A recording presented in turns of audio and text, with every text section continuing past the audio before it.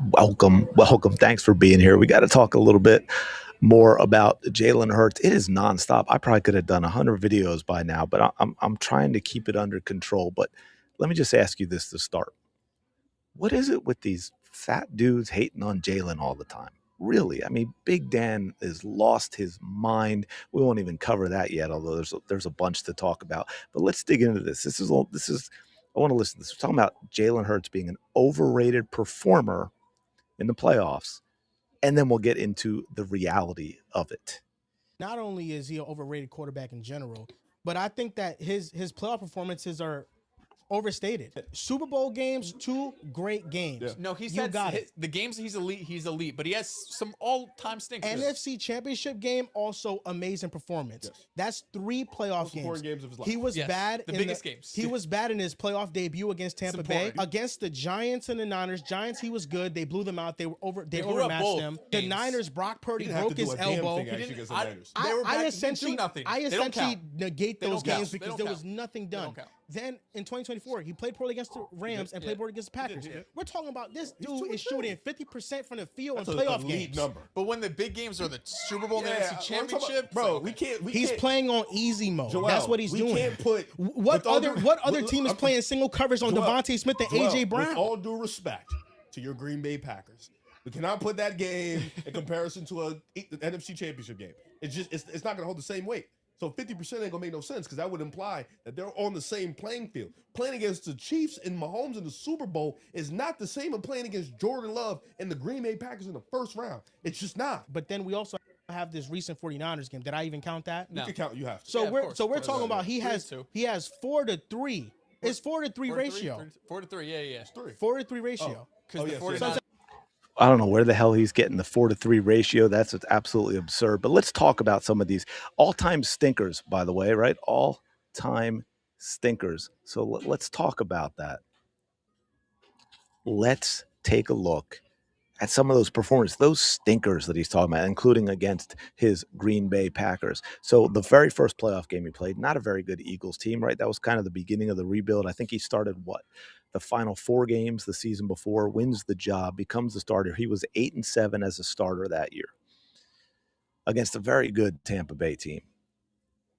He wasn't terrible. The couple of interceptions were a problem, right? 23 of 43. He wasn't great. 258 yards, but he wasn't great. A 60 QB rating. But then let's look at the rest of them. Very next playoff game, 112.2.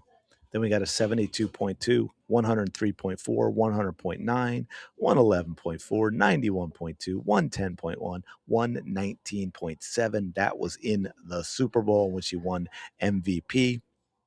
So that is 6 of his 10 playoff games. He's 6-4 in the playoffs, 6 of his 10 with a rating of 100.9 or better. Another one over 90.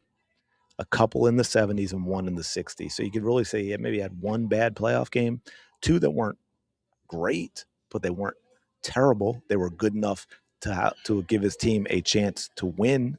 In fact, the one was in, I shouldn't even say that. The 172.2 was in a win. They won 31-7.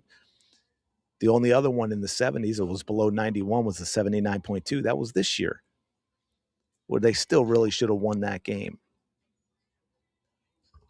You know, we had here's the Green Bay game, 13-21, 131 yards, 2 touchdowns, 111.4 rating, and that guy saying, "Oh, he's terrible in the playoffs." He was terrible against that Green Bay team. He's been phenomenal in the NFC Championship, phenomenal in the Super Bowls, but you're going to sit here and say that where are the stinkers? Again, maybe the first game, by the way, first season as a starter, take away the 2 interceptions that year, right? The next 9 games, 10 touchdowns, 10 touchdown passes, 1 interception.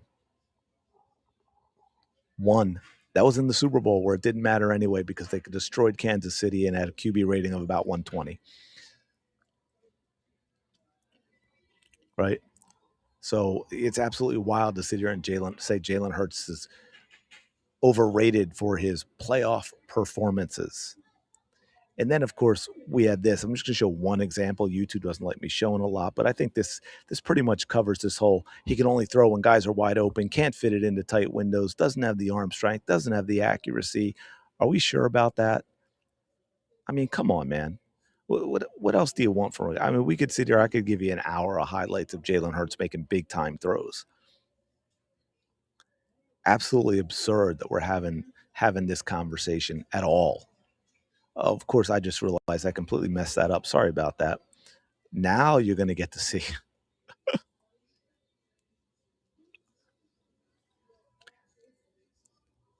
You know what you're going to get? You know what you're going to get from the hates or the hurt haters? Oh, well, look at that very end. That ball starts wobbling a little bit. Ball starts wobbling a little bit. Yes, and it is a completed pass. That is what it is. I want to share a couple other things real quick before we wrap this up, just because it goes with it, right? But I see where those fans are upset talking about Justin's fans. Do eyes deceive me, or does that say 3-18? Yeah, folks, these are records against teams who are playoff teams. Jalen Hurts, number one. Oh, it's because he has a super team. I know. Patrick Mahomes, 23-8, Allen 14-9, Lamar 17-11, Joe 11-14, and Justin 3-18. Cry harder. And then I love this. I thought this summed things up pretty well that we have to deal with. 2025 QB goals. Mahomes, just win. Allen, just win. Lamar, just win. Burrow, just win. Hurts, win, but don't run so much. And the tush push isn't fair. Throw more, even if it's strategically illogical, but don't throw to the wide receivers because they're too good. Don't use Saquon and block a punt. Yeah, got to say that sounds about right for the Philadelphia Eagles and Jalen Hurts.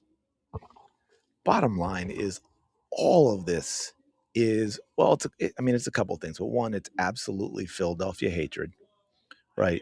These are people who hate the Philadelphia Eagles. The Philadelphia Eagles are in a period of maybe their most successful stretch of 6, 8, 10 years that the franchise has ever had. The 2000s with McNabb, quite good, but the bottom line end results, not this good. 4 NFC championships, failed to win in 3 of them. Right? Should have gone to more. Should have won that Super Bowl. Should have gone to more.